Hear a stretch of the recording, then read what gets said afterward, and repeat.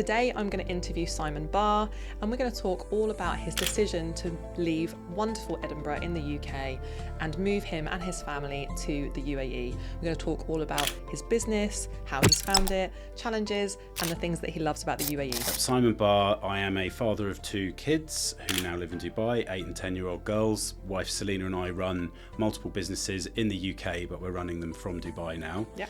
Trying to put our feet down here and expand bits of the businesses out here. We are, I hate calling myself an entrepreneur, but I guess I am. I haven't worked for someone else since I was 25 and I'm 46 now. And we've had multiple businesses. We've sold chunks of some, we've bought lots of others, and we've merged things together. Just do it. Like just do it. Like just come rip and rip the plaster off. Don't be frightened to do it. Yes, there's going to be some challenging and sort of anxiety-inducing moments, but you'll get through it. You're an entrepreneur. You've launched a business, so there's nothing more scary than launching a business. Nothing. So moving to Dubai, you should be able to just breeze through. Yeah.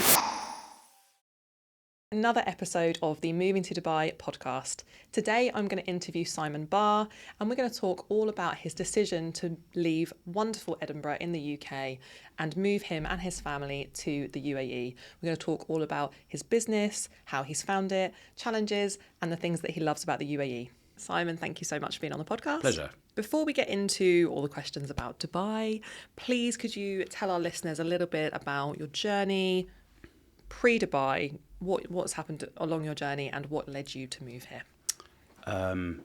It's a lot. We could take an hour for this. So,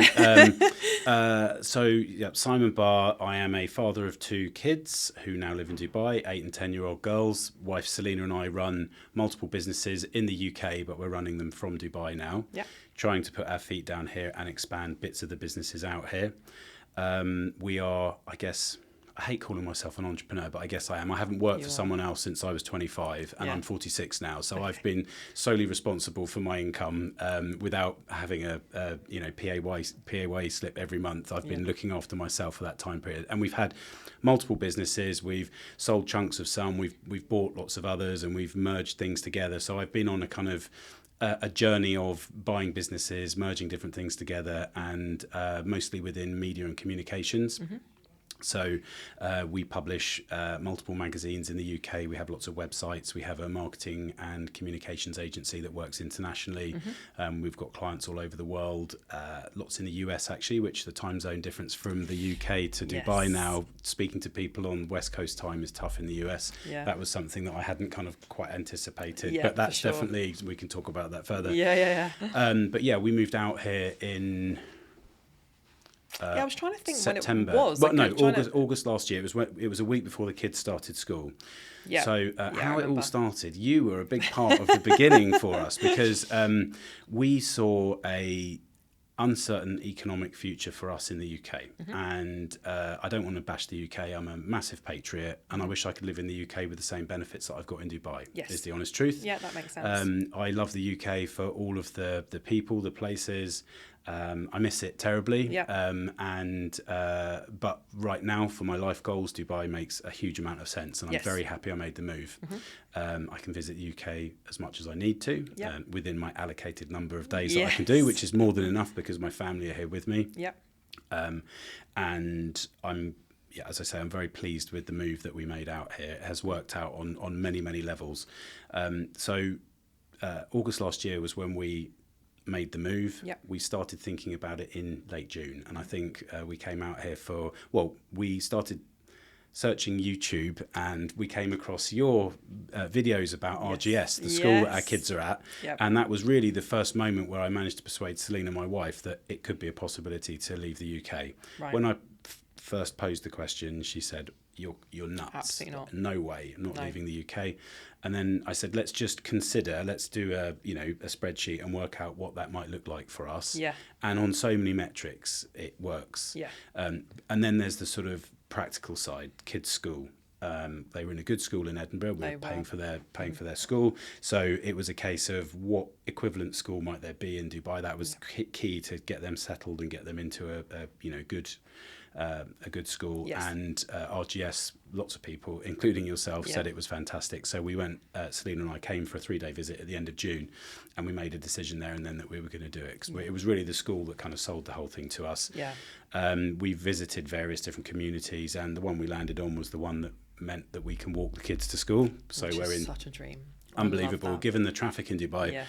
Living in Til Al Gaf and having the kids in school at RGS, which is part of the same community, is amazing. Yeah. So I missed that. it was so you know, we've been through that journey of discovery, rabbit in the headlights when we first got here. I've got a picture of when we landed at the airport with 6 suitcases. We didn't know where we were staying. All we knew was where the kids were going to be at school. We had an Airbnb booked for a couple of weeks in Til Al, and we didn't really know what we were doing, what we needed to do.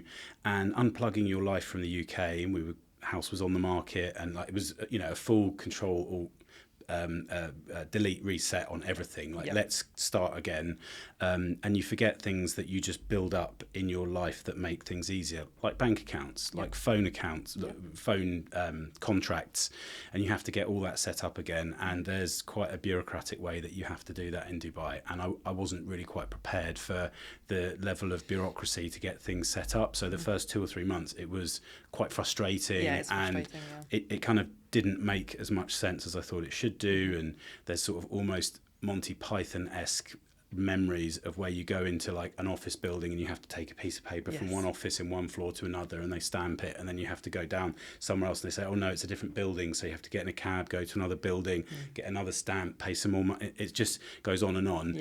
But once you get your Emirates ID, which you helped us get mine, and then I could sponsor Selena and the kids. Once we got that set up and you get through that phase, and I'm sure you're working with like, here's the process to make it less stressful and chaotic. Once you get that and you're up and running, you can get bank accounts, phones, everything set up. And at that point you feel like, okay, I've got the infrastructure I need around me. And then you can look at buying or renting property, and you're kind of on the grid, and you're, you know, then have to go through that process of furnishing places and whether you've sent stuff from the UK or not. But it's a big thing to do. Moving countries is a big thing to do. Leaving aside cultural differences, weather differences, routine differences, all of that stuff, just moving to, everybody knows moving just is purely moving into another country. Exactly, with way less stuff than you had when you were in the UK. But once all that stuff's done, and it's so worth it. There's a big cash burn at the beginning as well. And once you get through that cash burn, you're like, okay, this is what a month looks like now, and I can compare that to what a month in the UK looked like. And yes, things are a bit more expensive here, but you're not paying tax, so you are definitely better off. Like no question, you're better off. There's a massive keeping up with the Joneses. It's keeping up with the Mohammeds in Dubai. If you do that, then you are in trouble, because you can get lifestyle creep like you could not believe, and you can burn all of the cash that you thought you were going to be saving on buying crazy stuff and living a lifestyle that you don't need to live to get on and have a nice time here. So if you can keep control of that, you can be significantly better off than you are in the UK. And we've got opportunities to exit businesses and so on. So structurally, there's a 5-year rule, which I'm sure you've talked about on this previously. There's a really good reason to sit this out for at least 5 years. That puts us at a moment of time where the kids it would be a bad time to move them. So we'll probably see their education out here, I would imagine. So we're probably here for 10 years, I would think. No, that's really interesting. So you just dived in, like, cut ties with the UK. Like, there was no testing the water in Dubai. There was no kind of 3-day trip, and we were like, 3-day trip, and you just went boom, done. Because Selena was so against it. So what? I know obviously you said about the school and stuff, but what was it really that made you, both of you, go, we're doing it, and that's it? I think we were really scared about the Labour government coming in, and we actually left the UK. We went on a extended summer break. We actually just moved our office to work from somewhere else, Caribbean, very nice. But we stayed there. So we left the UK. Our official leave date was 2 days before Labour came in, because we were worried that they were going to retroactively put some tax back for exit taxes, which is being discussed. So we left during a Conservative government, which we felt was probably strategically a smart thing to do. Sat it out in the Caribbean for a few weeks before we knew we were then going to come out here and get set up for the kids' schooling. I think that it was just looking at, you know, VAT on school fees, capital, so just layer upon layer, and every single thing that we'd structured our life around was under attack, or potentially in their manifesto. There were things that were going to make, we were going to be, plus interest rates had changed, our mortgage was up for renewal, so that obviously has nothing to do with them. No, that's just, But ultimately that had another moment in time where it was like, we need to make a decision here. Just to stand still, we need to bring in significantly more, you know, many thousands of pounds more every month just to stand still. It was like, what, that means sacrifices in other areas. So is that the lifestyle that we want? Is that the childhood we want to give our kids?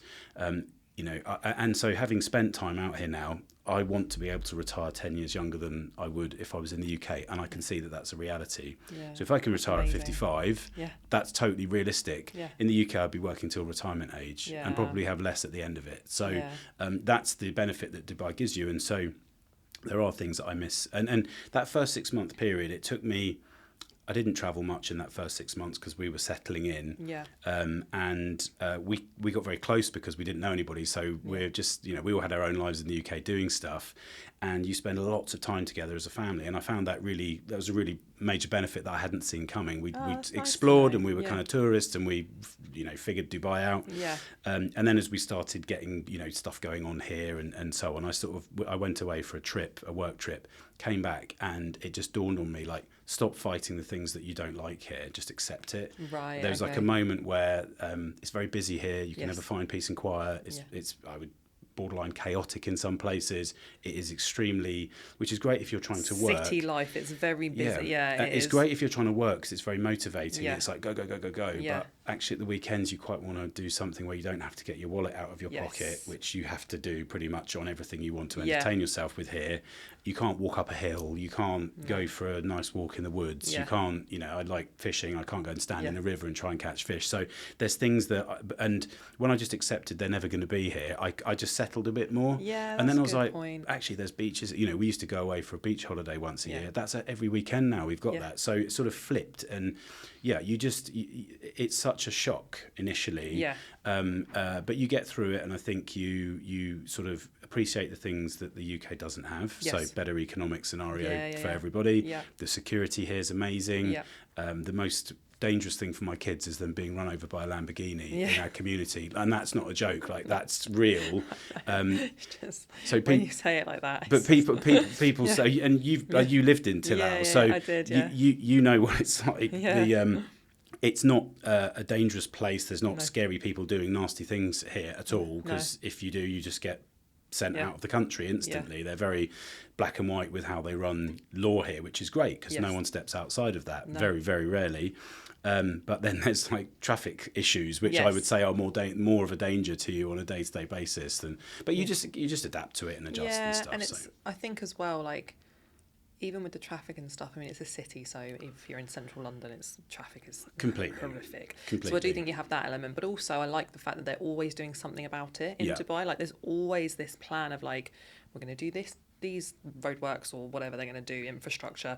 We're going to do this, and they do it so quickly. And so quickly, like the decision's made, they do it. And if you read the paper, so I have to go back to the UK for work. Every time I'm back there, I get back day one, I've got sort of like gooey eyes. I'm like, I really miss it. And after 2 days watching the news, looking at papers, I'm like, I can't wait to leave. Depressing. Yeah. It's just negative. Yeah. There's nothing positive in the news ever. No. The top stories are, and Selena and I will look at Sky News or whatever, the Times, and we'll look and see, and it's like, that's negative. There's genuinely nothing. Whereas here, all the press is super positive. Yes, we're investing in this infrastructure project. Yeah. We've just mandated that all kids have to learn about AI in school, which would take years to go through Parliament in the UK. Crazy. There's this feeling of progression and aspiration. There's no, in the UK, aspiration is a dirty word, and you need to stay in. You started there, stay there. Yeah. Whereas here, it's like, you aspire, go, push. You can do. You're encouraged to get on, which I think is amazing. Everybody's here, whether you're construction worker, tech billionaire. Everybody's come here.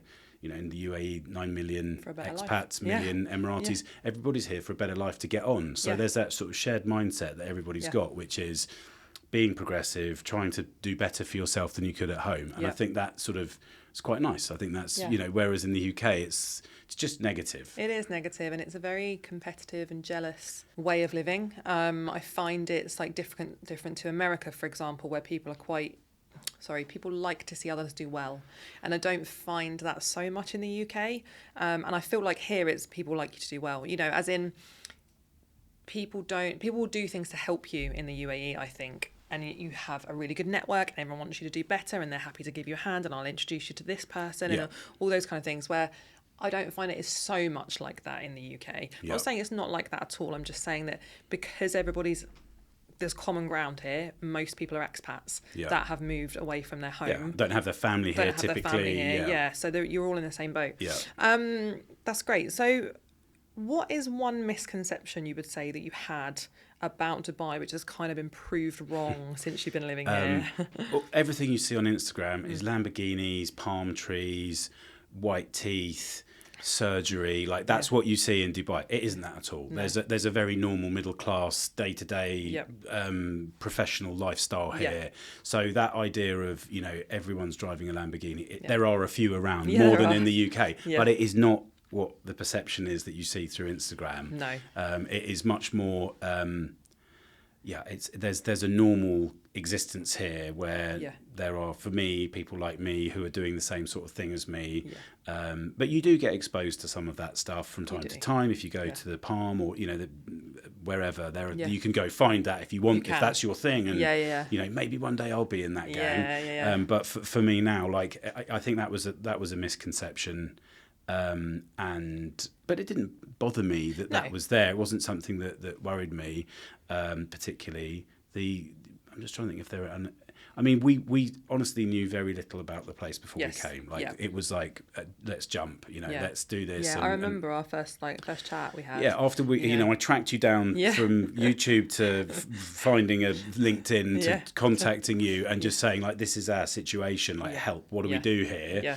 How do we navigate the tax scenario to get out in a compliant way? There's no way that I want to do anything non-compliant, and we still file and do everything that we should do.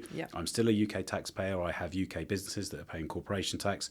We employ 50 plus people. They're all employers in national insurance liability and so on. So I'm still contributing. Just I'm not being taxed personally. For the efforts that I'm making. I'm getting taxed out here for that, and I feel that it's more motivating for me as a business owner to be rewarded fairly for the efforts that I'm putting in.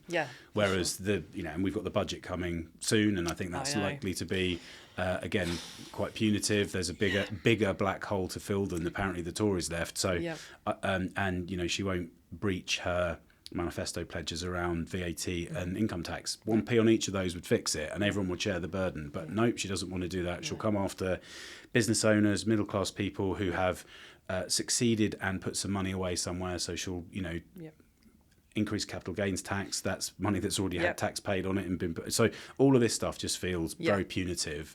And rather than just whining about it at dinner parties, I decided to do something about it and vote with my feet. And we're lucky we have a portable business. We've got a team that all work remotely, so we can just dial in on Google Meet or Teams, whatever. And it's had zero impact on our productivity or our ability to conduct business operations in the UK. Yeah, which is amazing and really interesting actually for our listeners, because so many of them, like I did, are moving to the UAE with a UK business and going, can I do that? Can I run it? I mean, it depends what you do, obviously. Of course, if you're in manufacturing or, you know, there's certain things if it requires you, but, you know, face-to-face is absolutely fine. On post-COVID, we all got used to talking to people on laptops. That's fine. The 3 hour time difference during the summer, and then 4 hours because the time stays the same here. It doesn't change. So there's a bigger gap during the winter months and a shorter gap during the summer months. You have to navigate that. We have a very nice start to the day, drop the kids off, go to the gym, have a coffee, walk the kids to school, which is really nice. But and then our evenings are during the week are a bit tougher because we have to work later because, you know, the office is closing when probably we'd be wanting to go to bed. So actually we have to kind of juggle that. And then if we're doing anything in US time zone for some of our clients, then, you know, but look, that's a small kind of downside. Small sacrifice to make. It is, yeah. You know, and nowhere's going to be perfect in every single possible way. It's a balance between what's the most important and what's going to affect your life the most. And like you say, taking 10 years off your retirement. Yeah, and I think I'll probably still do something, but to have that moment of like financial comfort and security that I don't need to slave the way that we do. We work hard and we are, you know, very productive in what we do and we've been reasonably successful, and we want to keep that going to a moment where we say that's enough now, and we can have, I hope, our health at sort of mid-50s to then really enjoy a period of retirement, which we wouldn't be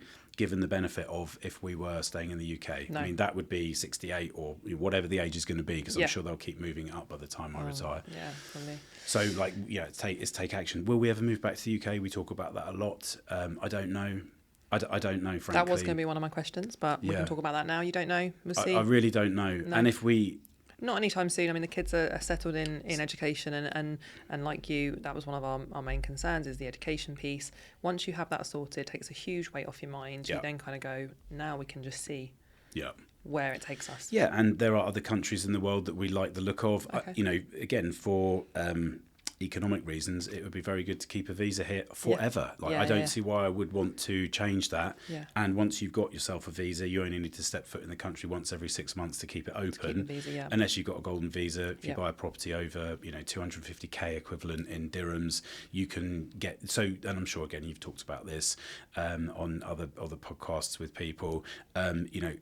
If you draw a UK pension and you're a resident in Dubai, you're not paying tax on it. Yeah. So that's a big difference as well. So if you have put money away in a pension, which I have, I've got a pension in the UK, plus whether or not there even will be a state pension at my retirement age, that pot is significantly bigger if you're not having to pay income tax on it. Yeah. So, and I think we'll obviously wait and see what happens in the next budget as well. But I think, there's going to be changes to inheritance tax as well, and depends what's going to happen now with people leaving the UK, and pensions are going to now form part of your estate for inheritance tax and things like that. So there's lots of reasons I think people are, it's not just the obvious is what I would say. It's not just I'm paying too much income tax, or there's lots of other things where people think about future planning and retirement and things like that.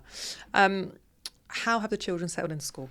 So, I have to say, I'm so happy that we're parents at that school. I would say in terms of value for money, it's phenomenal. We were paying for them to be at a good school in Edinburgh. The amount of interaction we get with the school in terms of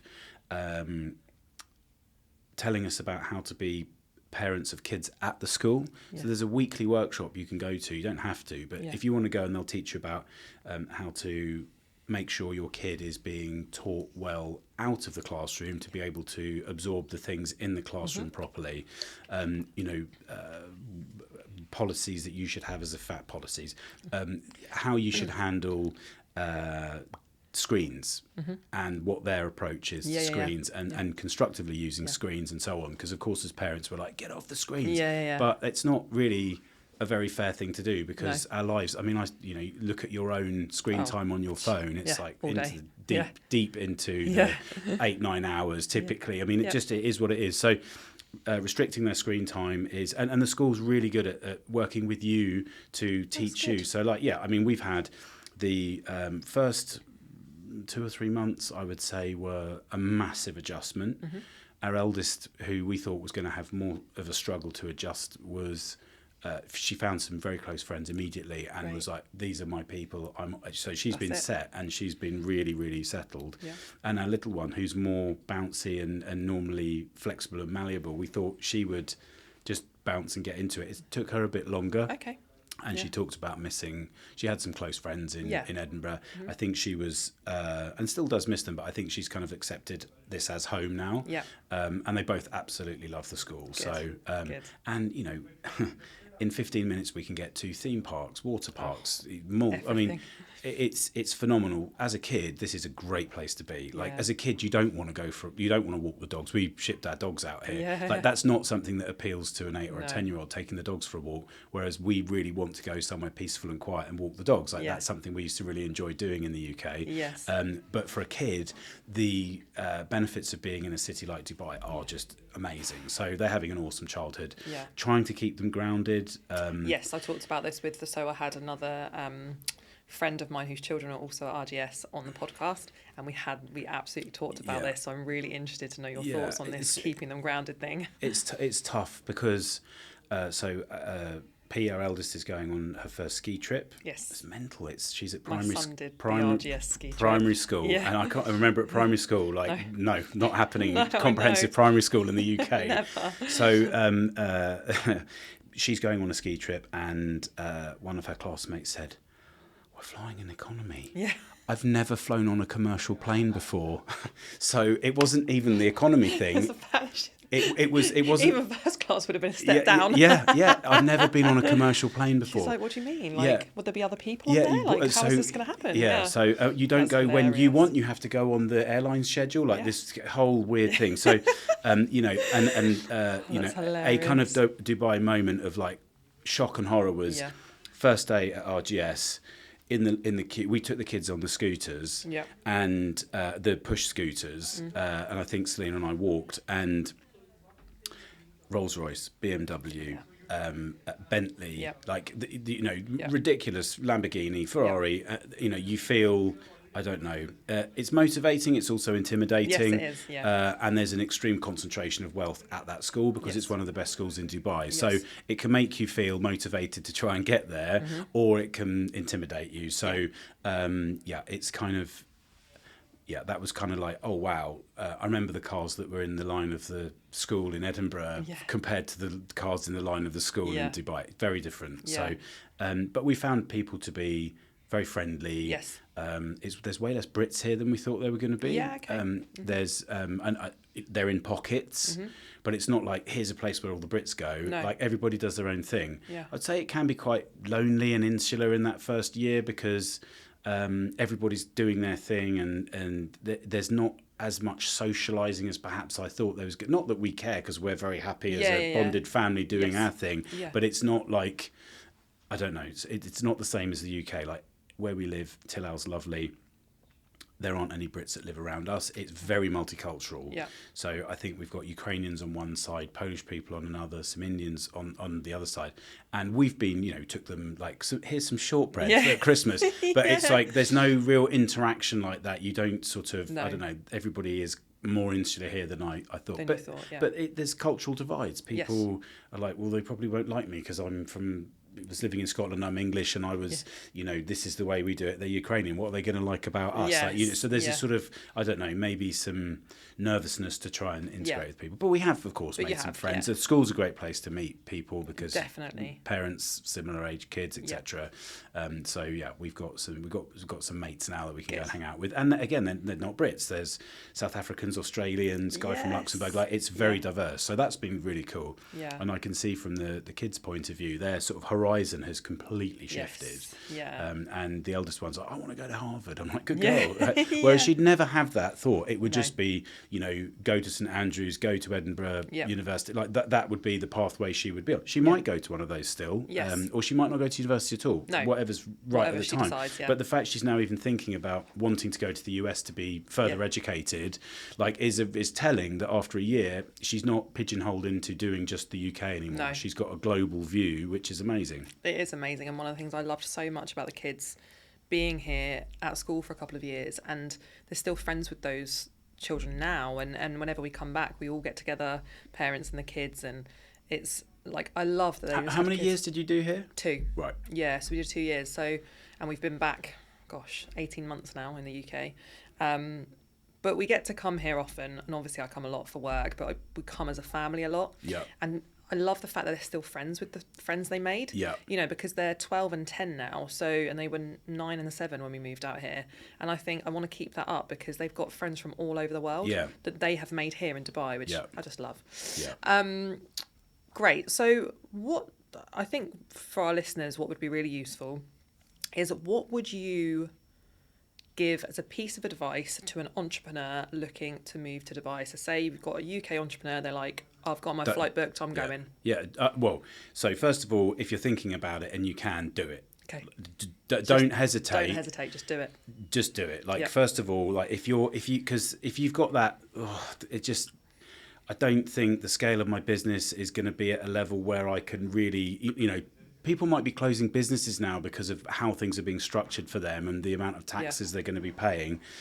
Out here, you've got an opportunity to really make it work for you. Yeah.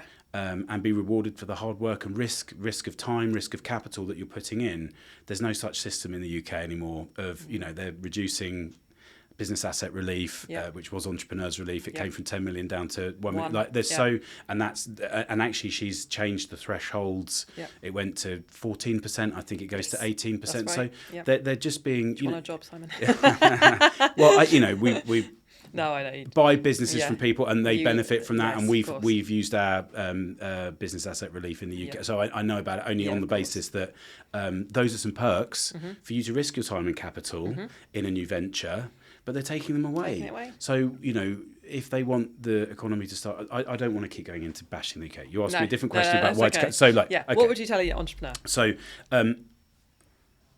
I think it's just do it. Like just do it. Like just come and rip the plaster off. Don't be frightened to do it. Yes, there's going to be some challenging and sort of anxiety-inducing moments, but you'll get through it. You're an entrepreneur. You've launched a business, so there's nothing more scary than launching a business. Nothing. So moving to Dubai, you should be able to just breeze through. Yeah. Like it's just another challenge in your life as an entrepreneur. Like that's all it is. It's like the next deal you have to do is with yourself to move to Dubai. Yeah. That's it. Like get it done. Yeah. There's enough here to make you happy. I would say that like that thing about not wanting it to be the UK. It's never going to be the UK. Yeah, reframing it almost. Reframing it. Just accept instead that of being like, oh, it's not green or it's not, just can't accept go on that the it's different. walk. Like, it doesn't have that, but it does have lovely beaches. Exactly. What you're missing, it has lots of things to replace that. So, and I think that was that sort of transition. And I think because I hadn't really set my mind up too well for it because we did it so quickly, it was just like full rabbit in the headlights and just like shock, and nervous about how the kids were going to be and so on. And actually, Selena and I said we found a lot of strength in them because they just got on with it. Yes, I said that about my kids. They just got on with it. They just honestly just not phased. Yeah, like, they just they were like, okay, cool, like this is great. We've got water parks and theme parks and amazing restaurants and just stuff on tap. Definitely learn from the kids. Oh, another thing as a Brit, house staff. So we initially thought, oh, it's so exploitative having a maid. How could you have a maid? That seems so little. That's so little to pay someone. I talk about that in the book. I'm like, we started off absolutely not. So then we went part-time. Every property has a maid's quarters. Nearly all do. Even a one-bedroom apartment probably has maid's quarters. Get a maid. Yeah. Like what for we have a Filipino maid. She's earning 10 times what she would in the Philippines. There's a going rate for a maid. She's working here. Not because she has to, because she wants to, because she's making more for herself to be able to retire early. She's got the same goal as we have. Yeah. She's become part of our family. The amount of time it gives us back is astronomical. So it's just honestly, it's the best. And it feels, because in the UK, I don't know, it's weird. We're just not used to it. It's not a thing. When we had our maid, I remember speaking to her and saying, like, she said, "Oh, your maid in the UK." She's talking about it, and I said, "Oh no, we don't. Yeah, we don't have maids in the UK." She was like, who does your washing? And who does that? And I was like, I do it. And she was like, and cleans your house. I said, she couldn't fathom it. And I was like, no, I understand why you feel that way, because that is the done way out here. Yeah, completely. And like having a spotlessly clean house every day when you are an entrepreneur, working it sounds really, really... and if you've got a family, because that's the time it wins you back. This is the thing, because we didn't need someone to look after the kids, right? Our kids were a little bit older and my husband doesn't work, didn't need anyone to look after the kids. But actually knowing that we don't have to do anything in the house meant that our family time... Massive. Optimised. Optimised. Yeah, and I'm like, all the work I'm doing on the business, fine. I've got the time. I'm not stressing about the house or the washing or anything. Yeah. And then the kids get home from school, which they finish earlier, much earlier in Dubai. And then on a Friday, like 11:30. You get to spend that time with them. Like, completely. That's why it's worth it. Yeah. It's like, just, again, reframing it. Like, I would definitely, I totally agree with you on that. That was a game changer. That's been the one single thing, actually, day to day that's made a big difference, is that it's not that we don't lift a finger. Of course, we still do things. But, having someone knock on the office door and say, would you like a coffee midway through your morning? And what time would you like your lunch? And knowing that you've got all of your clothes ironed and laundered, it's a game changer for quality of life. Yeah, for sure. And I would say the quality of life that Dubai affords you is it's phenomenal. It is phenomenal. So I'd agree. The convenience culture here of being able to get anything through InstaShop, through having your car filled up on your... I remember you telling me about that. Cafu. So for those that don't know what Cafu is, you leave your car, because it's so safe, you leave your car unlocked with the petrol cap open, and Cafu will come. You just ping the app and they come and fill up your car, and you pay with Apple Pay, job done. Yeah, and it's the same price as going to actually fill it up. It's not more expensive. And they come in the middle of the night. And zero stress. So like there is just a sort of there's a convenience culture here, which is amazing. So you know, the time that you can get to go and do the nice things that you want to. I think that it's finding wholesome things. So trying to keep our kids grounded. Back to that quickly. This might sound quite extreme, but we signed up to do some volunteering and going and picking up trash in the workers' areas so that the kids can understand that it isn't all about Lamborghinis and parties in the Burj Al Arab and all the craziness that they've seen some of.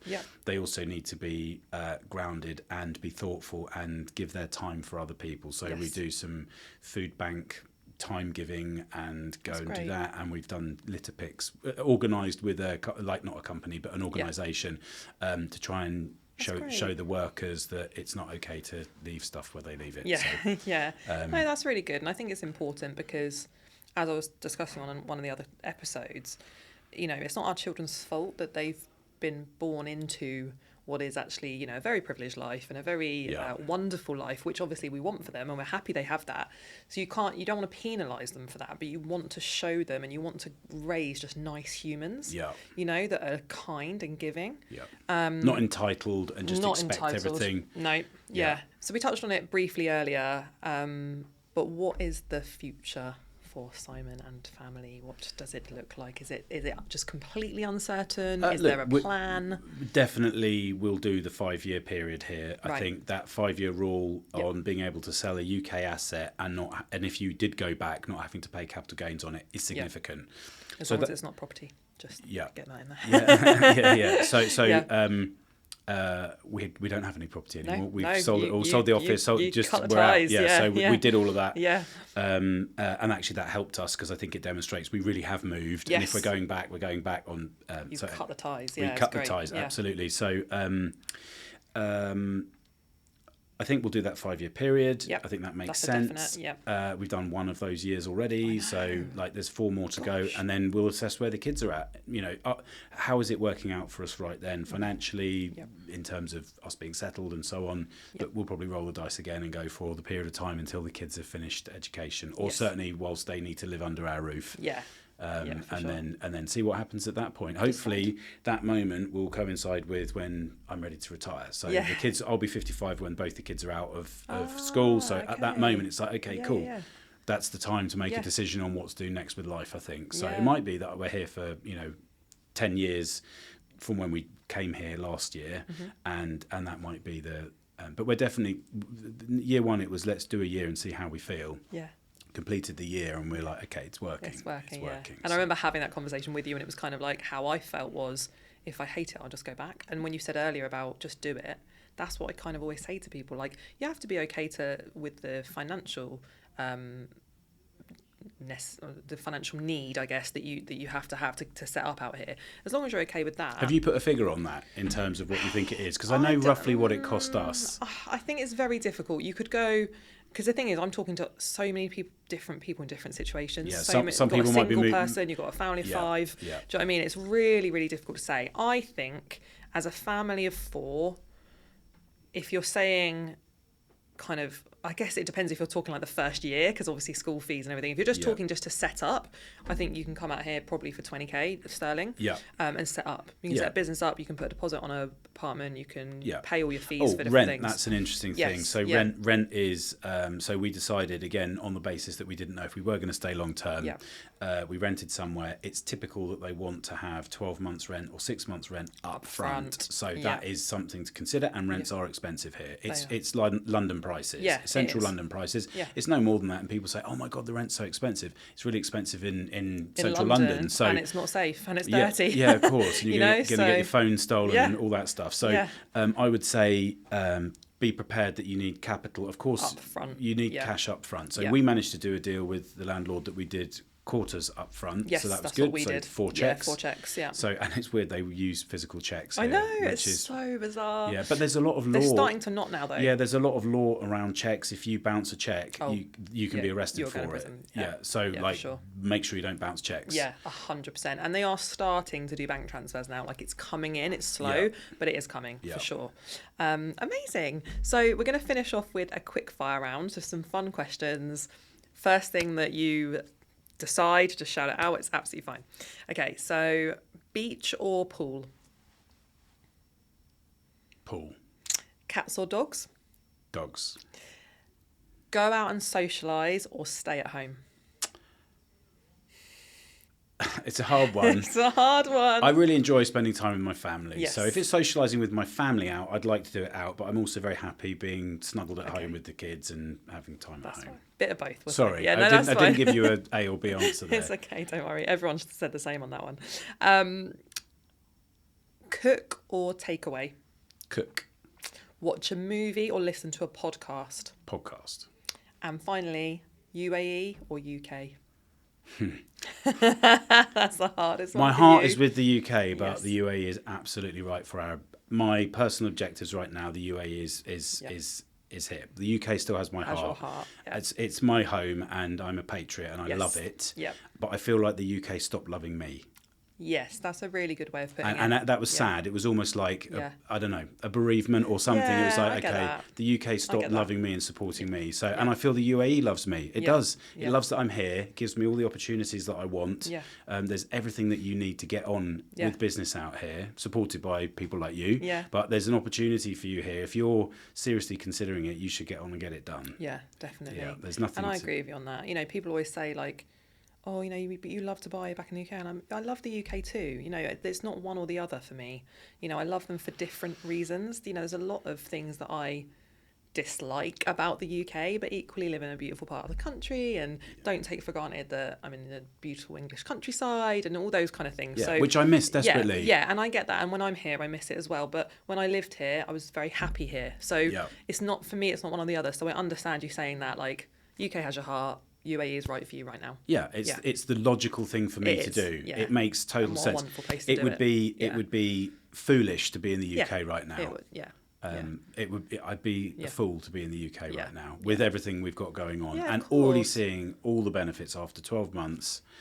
Growth, I'm glad. more money at the end of every month. Yeah. You can just see like, wow, this is really working out. So And that's great to hear, because when I have these conversations with people that are thinking about moving, and then I see their journey from think I'm going to do it, definitely going to do it, then they move out here, we set their business up, and then I get to speak to them a year later or however long later, and they're like, yep, it's good and it's all working. It's so nice for me to see that whole transitions journey. from Yeah, it's great. Yeah. Thank you so much for being on the podcast, Pleasure. Simon. It's been wonderful. Good and luck with everything, Jeri. Thank you. And I know One our of the listeners... hardest working people I know. Oh, thank you. That's so nice. Definitely not going to record so many podcasts in one day again, but it's been wonderful. And I hope know... I'm your favourite. Yeah, yeah. I definitely haven't told everybody that's been on it today. I know our listeners are going to get so much useful information from everything you've shared. So really grateful. Thank you. I really hope you've enjoyed this episode, and if you have and you want to see some more, please like, comment and subscribe to my channel.